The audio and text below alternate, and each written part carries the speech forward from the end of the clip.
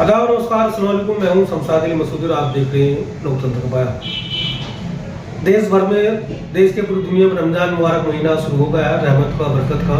और इस मौके पर जहां मुस्लिम समुदाय के लोग जो इबादत में मशगूल हो जाते हैं, वहीं दूसरे लोग भी इस महीने का बड़ा सम्मान करते हैं। लेकिन आज 5वां रोजा है, लेकिन पिछले 3-4 दिन में जो घटनाएं घटी वो बड़ी अफसोसजनक और चिंताजनक है, क्योंकि इस तरह घटना देश को बंटवारे को बढ़ावा देती है, देश में नफरत का माहौल पैदा करती है। हम बात करें बदायूं की घटना की, हम बात करें जबलपुर मध्य प्रदेश घटना की और नखल के उत्तर प्रदेश की घटना की, इन तीनों घटनाओं के बारे में हम चर्चा करेंगे। उन चर्चा के लिए हमारे साथ हैं डॉक्टर अख्तर रजा साहब, जो दिल्ली प्रदेश अध्यक्ष हैं मुस्लिम सेवा संघ के, और आम आदमी पार्टी में माइनॉरिटी सेल के दिल्ली प्रदेश में उपाध्यक्ष भी हैं।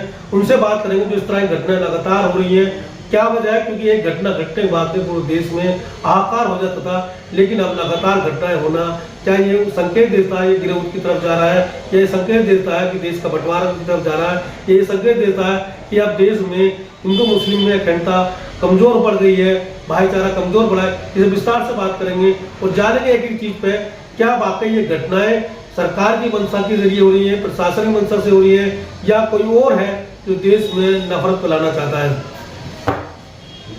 डॉक्टर साहब, जिस तरह से रमजान मुबारक महीना चल रहा है और रहमत का महीना, बरकत का महीना है, मुसलमान इबादत में मशगूल होते हैं, लेकिन जिस तरह की घटनाएं हो रही है वो देश को झकझोर रही है, आकार तरफ ले जा रही है, देश को नफरत की तरफ ले जा रही है। हम बात कर रहे हैं बदायूं की वो घटना जिसमें एक नफरती व्यक्ति डाली टोपी वाले 3 लोगों को मार रहा है, पीट रहा है, क्या कहेंगे इस तरह घटनाओं के बारे में? सबसे पहले आपके व्यूअर्स को रमजान मुबारक की बहुत देखिए, ये जो मॉब लिंचिंग की घटना कोई आज की घटना नहीं है, ये पिछले 10 सालों से मॉब लिंचिंग हो रही है। और वो हो इसलिए रही है क्योंकि जो लोग ये घटनाएं करते हैं, ये मॉब लिंचिंग की घटनाएं करते हैं, उनको जनता के दबाव में प्रशासन गिरफ्तार तो कर लेती है, लेकिन उनके ऊपर असरदार जो है वो धाराएं नहीं लगाई जाती। अगर जितने भी नफरती लोग हैं जो देश में नफरत फैला रहे हैं, देश को तोड़ने का काम कर रहे हैं, अगर इनके ऊपर जो धाराएं मुसलमानों पे लगाई जाती हैं, अगर इन पर भी वो धाराएं लगाकर जेल भेजा जाए और 6-7 महीने जेल में रहें, जेल की हवा खाएं, तो जब बाहर निकलेंगे तो ये सारी नफरत भूल जाएंगे। होता ये है कि ये हल्की धाराओं में जो है ये गिरफ्तार किए जाते हैं, कोई किसी की जमानत थाने से हो जाती है, किसी की उनके बाद हो जाती है। जब ये बाहर निकलते हैं तो इनको फूल मालाओं से स्वागत किया जाता है, और फूल मालाओं से स्वागत किया जाता है तो ये बड़े नेता बन जाते हैं। अब हमने जो देखा कि जो वीडियो थी बदायूं की, उसमें एक लड़का बिना वजह 3-4 मुसलमानों को टोपी उतरवा रहा है, माँ बहन की गालियाँ पकड़ रहा है, दौड़ा कर मार रहा है। तो सबसे पहले तो मैं ये कहूँगा कि प्रशासन ने उसको तो गिरफ्तार कर लिया, लेकिन जिसने वो वीडियो बनाई और जिसने वो वीडियो वायरल की, उसको यूपीए में गिरफ्तार करना चाहिए कि तू देश का माहौल क्यों खराब कर रहा है, लेकिन उसके खिलाफ कोई कार्रवाई नहीं हुई। अब उसके गिरफ्तार किया है, हल्की धाराओं में गिरफ्तार किया है, कल को वो छूट जाएगा। हमारा मतलब कहने का है कि देखिए, देश में हालात ऐसे पैदा हो गए कि आपको सुरक्षा अपने आप करनी होगी। अगर आप अकेले कहीं जा रहे हैं, अगर आप 4-5 लोग कहीं जा रहे हैं, एक आदमी आपको परेशान कर रहा है, आपको गालियां बिना वजह देने लगा, बिना वजह मार रहा है, इस बेस पे कि आप मुसलमान हैं, आपने टोपी लगा रखी, आपने दाढ़ी पहन रखी, तो भाई साहब अल्लाह ताला ने आपको जिस्म दिया है, और जो संविधान है, संविधान ने आपको अधिकार दिया है कि अगर आपकी जान पर आ जाए, आपके खिलाफ कोई करा तो उसका आप मुकाबला करें, उसका आप विरोध करें। अगर आप हट्टा-कट्टा होते हुए भी आप उसका मुकाबला नहीं कर सकते हैं, तो फिर भाई साहब कोई दूसरे देश से बचाने का, या कोई फरिश्ता या कोई दीपक कुमार आपको बचाने नहीं आएगा। बार बार आपको अपनी सुरक्षा खुद करनी होगी। ये भी तो होता है वीडियो वो प्रशासन ने सुन लो इसलिए वीडियो वायरल की गई हो, प्रशासन नहीं सुन रहा हो इसलिए मैं वायरल की हूँ, ताकि प्रशासन को पता चले किस तरह हादसे हो रहे हैं। नहीं, मैं ये नहीं कह रहा, मैं ये कह रहा कि जिसने वो वीडियो बनाई है, देखो जाहिर सी बात है वहाँ किसी मुसलमान ने वो वीडियो नहीं बनाई होती। ये वीडियो बनाने का मकसद समझिए, वीडियो बनाने का मकसद है दहशत फैलाना, समाज में नफरत। जहां भी आप नफरती चिंटू जहां भी ऐसी वारदात करेंगे, ट्रेन में करेंगे, बाहर करेंगे, यहाँ करेंगे, वहां करेंगे, वहां पे ये खुद वीडियो बनाते हैं और उस वीडियो को खुद वायरल करते हैं। आप सोचिए, इनके ये आदमी वीडियो बनाते हैं इनका वीडियो वायरल करने का मकसद ही समाज में नफरत फैलाना होता है, समाज को तोड़ना होता है, देश को तोड़ना होता है। तो प्रशासन को जो है इनके खिलाफ जो आदमी वीडियो बना के वायरल करता है, सबसे ज्यादा तो उसकी खातिर करना चाहिए, सबसे ज्यादा तो उस पर धाराएं लगाना चाहिए। इसी तरह से घटना घटी है जबलपुर मध्य प्रदेश की। वहाँ मंदिर मस्जिद आमने सामने है। वहाँ पर पहले लाउड स्पीकर से बात शुरू हुई, वहाँ पर बंद करने की बात हुई, लेकिन बाद में इतना माहौल बिगड़ा कि मंदिर में तोड़फोड़ की गई, मस्जिद में आग लगा दी गई और मुसलमानों का घर तोड़ दिए गए, हिंदुओं के घर तोड़े गए और फिर जो है वहाँ पर एक तरफा कार्रवाई की गई। बताया जाता है कि एक ही समुदाय के बहुत सारे लोगों को उठा लिया गया और नफरत का माहौल अभी भी लगातार बरकरार है। देखिए, पूरे देश में अगर प्रशासन और सरकार चाहे तो एक तिनका भी नहीं जो है हिल सकता है।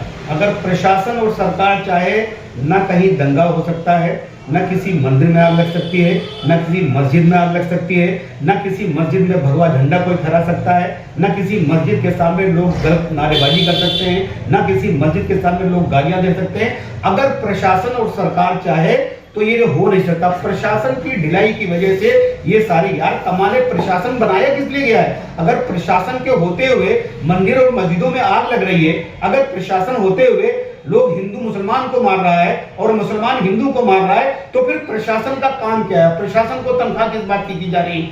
भाई, मैंने कहा कि अगर प्रशासन और सरकार चाहे, देखिए सरकार क्या कर, सरकार प्रशासन वही करता है जो सरकार चाहती है।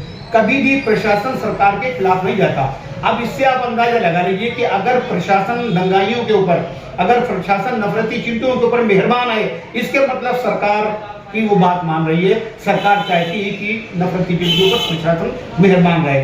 तो जहां जहां देखिए, आपने कहा हिंदू मुसलमान मंदिर मस्जिद आमने सामने, ये जो मंदिर मस्जिद आमने सामने है, ये कोई आज नहीं बने। मंदिर मस्जिद तो सदियों से आमने सामने बने। आप देखिए, लाल किले में जाइए, लाल किले के सामने गौरी मंदिर है, उसके बाद जो है एक गुरुद्वारा है, उसके बाद जो है एक मस्जिद है। तो भाई ये 300 साल पहले बनाए गए थे कि भाई हिंदू मंदिर में पूजा करेगा, मुसलमान जो है मस्जिद में नमाज पढ़ेगा और जो है सिख जो है वो अपना उसमें पूजा पाठ करेगा, गुरुद्वारे में करेगा। अब भूले हुए चर्च भी है, हाँ, एक वहां पे चर्च भी है। तो ये पुराने जमाने के लोग इस बात का ख्याल रखते थे कि हमारे देश में हिंदू मुस्लिम सिख ईसाई सभी लोग रहते हैं, इनको पूजा करने का अधिकार होना चाहिए।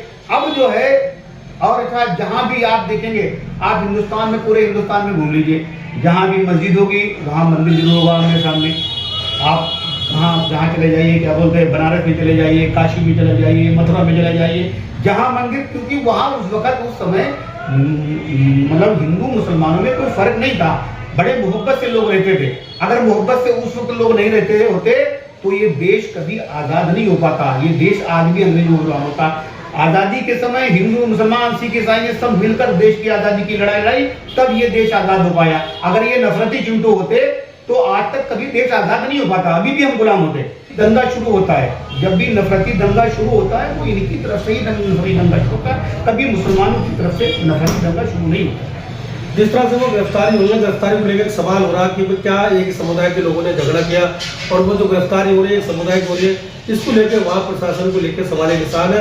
और कई लोगों ने वहाँ पर इस बात को उठाया, खासकर सोशल मीडिया में बात उठ रही है। आपको लगता है कि वहाँ की गिरफ्तारी एक तरफा है? इस वाले केस में क्यों?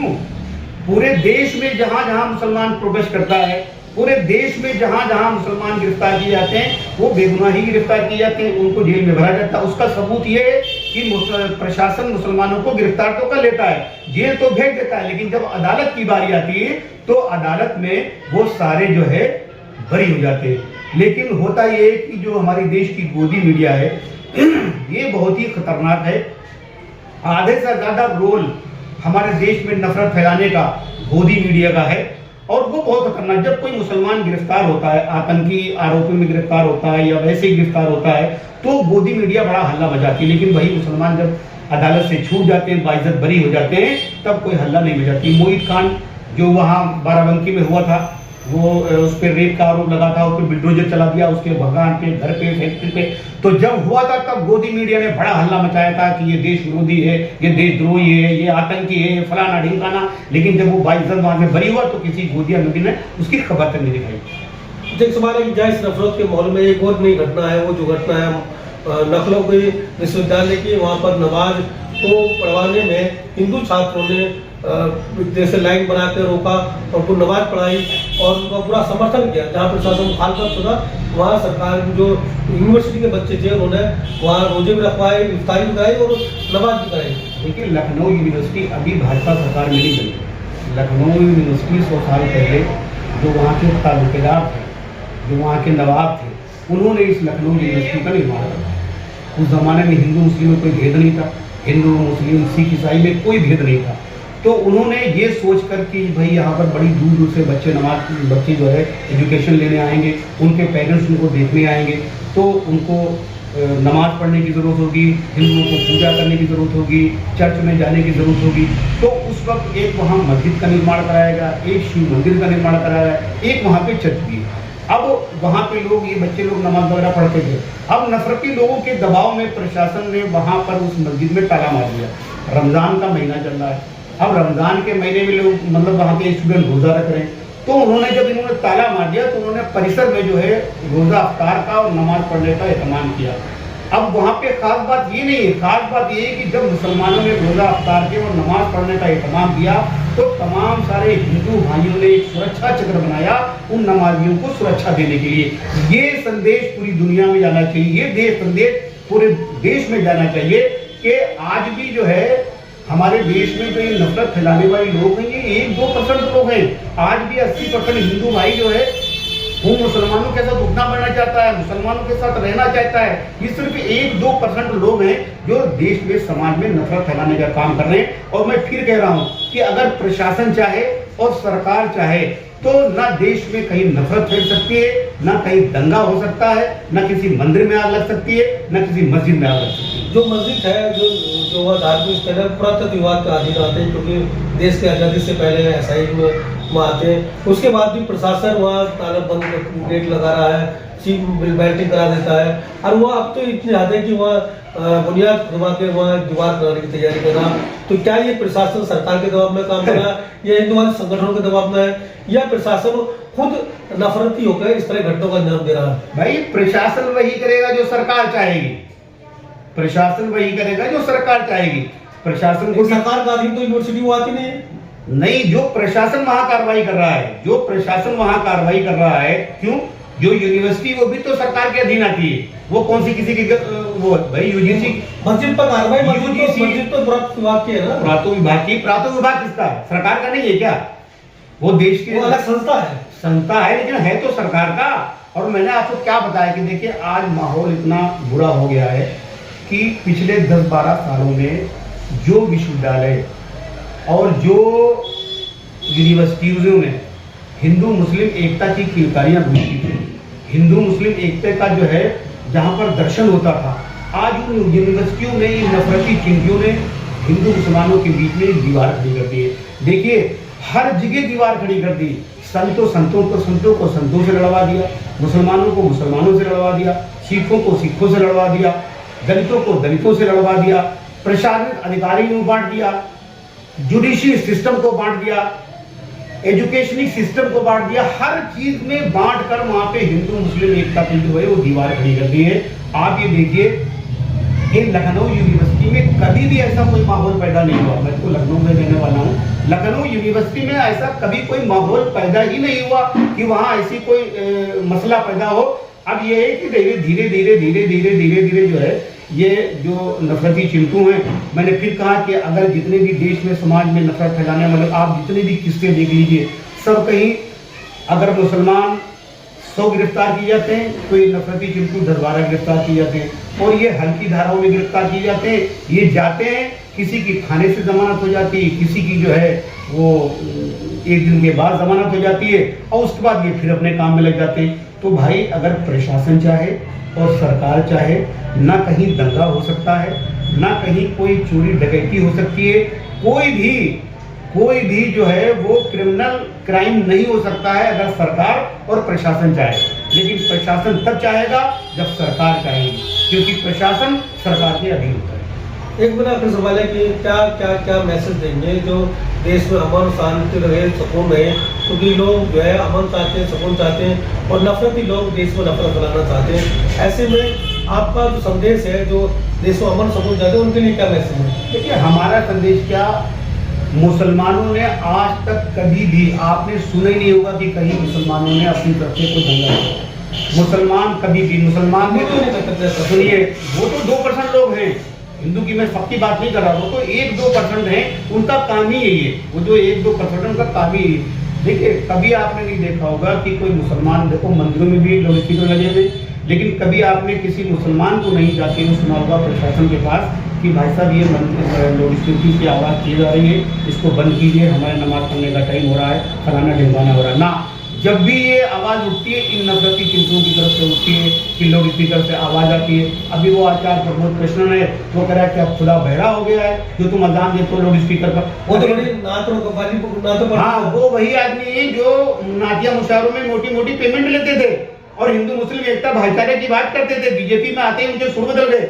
अब वो कह रहे हैं, अब उनको इतना नहीं मालूम, बूढ़े हो चुके हैं, उनको ये नहीं मालूम कि नमाज अजान जो होती है वो नमाजियों को बुलाने के लिए दी जाती है। क्या मंदिर में घंटा जो है भगवान को सुनाने दिया जाता है? क्या अगर वो कहता खुदा बहरे नहीं तो क्या भगवान बहरा थोड़ी ना है? वहां भी तो घंटा बजाया जाता है। ये ऐसी बातें, ये फालतू की बातें अपने आप को मीडिया में बने रहने के लिए जो है वो की जाती है।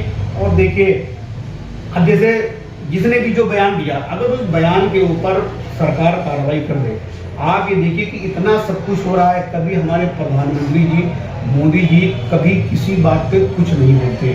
अगर मोदी जी एक बार इशारा कर दे, खाली अपनी जो वो मन की बात करते हैं, उन मन की बात में एक बार कहने की देखिए भाई, हिंदू मुसलमान सिख ईसाई सब इस देश के नागरिक हैं और सबने मिलकर इस देश को आज़ाद कराया है। इसलिए जितना हक मुसलमानों का इस देश में है, उतना ही हक हिंदुओं का इस देश में है, उतना ही हक सिखों का इस देश में है, उतना ही हक ईसाइयों का इस देश में।